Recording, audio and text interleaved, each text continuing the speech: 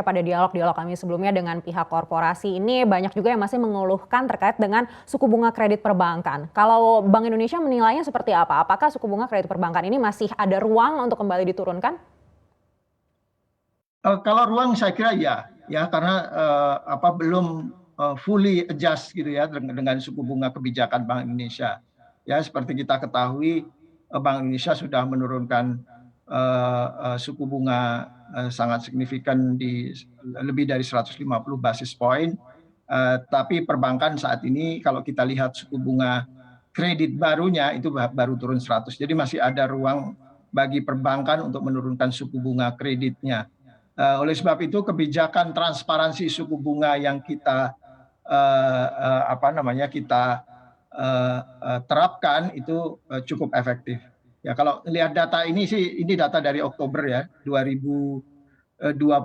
Kalau kita ke belakang lagi kan sempat suku bunga acuannya di 5%, jadi penurunannya sekitar 1,5 atau 150 basis point.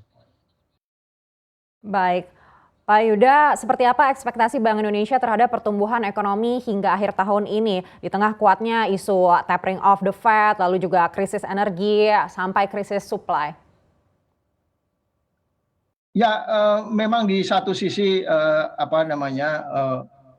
lembaga-lembaga internasional itu menurunkan pertumbuhan ekonomi global gitu ya.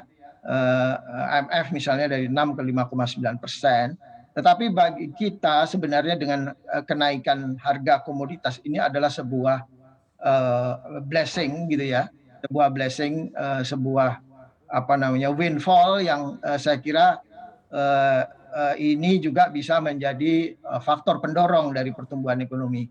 Kita ingat pasca krisis global 2028 itu hal yang sama terjadi, kemudian pertumbuhan ekonomi kita setelah krisis global kan sempat 6% ya, dan itu sebagian besar juga didorong oleh recovery dari harga komoditas waktu itu. Dan sekarang pun hal yang terjadi sama, yang kemudian juga mendorong recovery dan termasuk juga recovery dari pertumbuhan kredit.